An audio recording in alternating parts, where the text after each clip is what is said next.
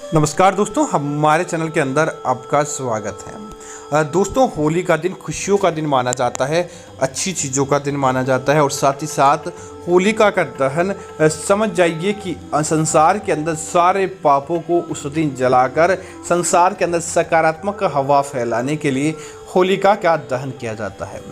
दोस्तों, जब होलिका का दहन होता है तब आप सोचते हैं कि उस अग्नि का ताप उस स्थान की गर्मी को बढ़ाता है, लेकिन दोस्तों उसकी जो ऊर्जा निकलती है वो आस पास के घरों के अंदर जितने भी घर होते हैं वहाँ पर जो नकारात्मकता होती है, गलत शक्ति होती है, बुरे दोष होते हैं, वह सारे के सारे समाप्त हो जाते हैं और आपको उसका फ़ायदा देखने को मिलता है। इसीलिए दोस्तों, जब भी आप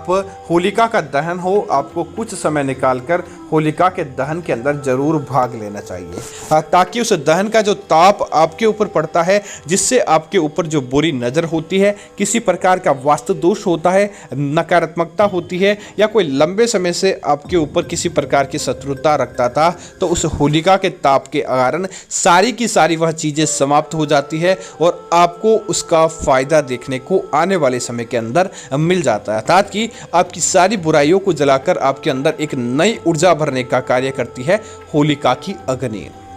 दोस्तों, होली का समय आप जानते ही हैं, होली से पहले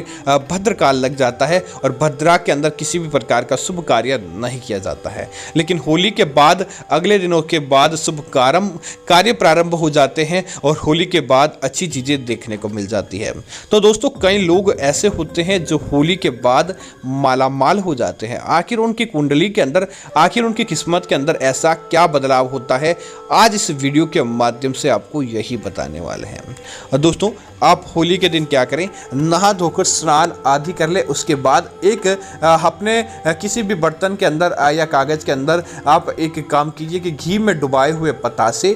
थोड़े से लौंग और खील, और इनको एक कटोरी के अंदर रख ले या किसी भी रख ले। अब होली के दहन के समय आप अपने साथ लेकर जाएं और अपने और घर परिवार के सारे सदस्यों के माथे से 7 बार ओसार लें और ओसारने के बाद भगवान नरसिम्हा को याद करते हुए आपको वह चीज़ें उस अग्नि के अंदर प्रवाहित कर देनी चाहिए। दोस्तों, आप जब भी ऐसा प्रसाद अग्निदेव को चढ़ाते हैं, समझ जाइए कि घर परिवार के अंदर एक ऊर्जा का संचार होता है, नकारात्मकता आपके घर से कोसों दूर चली जाती है और आपको आपका भविष्य सुखद दिखाई देने लगता है। दोस्तों, इसी प्रकार अगर आपका कर्ज उतरने का नाम नहीं ले पा रहा है, कर्ज चढ़ता जा रहा है और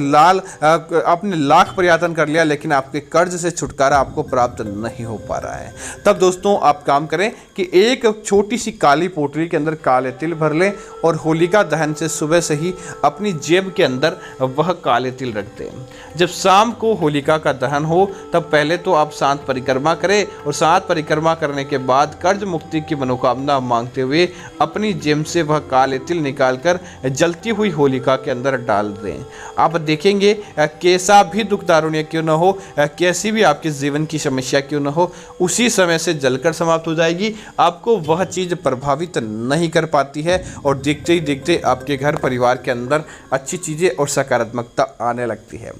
दोस्तों, अगर आप बीमार चल रहे हैं काफ़ी समय से या ज़्यादातर बीमार रहते हैं या घर परिवार के अंदर कोई भी सदस्य बहुत लंबे समय से बीमार रहता है, तब आप एक काम कीजिए, बीमार व्यक्ति के माथे पर रखकर उस एक नींबू को काटें और नींबू को काट कर उस नींबू को स्पर्श व्यक्ति के पूरे शरीर से स्पर्श कराएं और उसके बाद उस नींबू के अंदर 1 चुटकी हल्दी, 1 चुटकी नमक और थोड़ा सा इसके अंदर कुमकुम डाल दें और उसके बाद दोस्तों उस नींबू को लाल धागे की सहायता से बंद करके उस व्यक्ति के माथे से वापस स्पर्श कराकर उसके बीमार व्यक्ति को स्पर्श करने की मनोकामना मांगने के बाद उसके माथे से वापस 7 बार ओसार लें और उसे जलती हुई होलिका की अग्नि के अंदर डाल दीजिए। दोस्तों, उसकी बीमारी वहीं पर जलकर समाप्त हो जाती है। बीमारी व्यक्ति को परेशान नहीं करती है, कर्ज व्यक्ति को परेशान नहीं करता है और बड़ी से बड़ी बाधाएं दूर हो जाती है।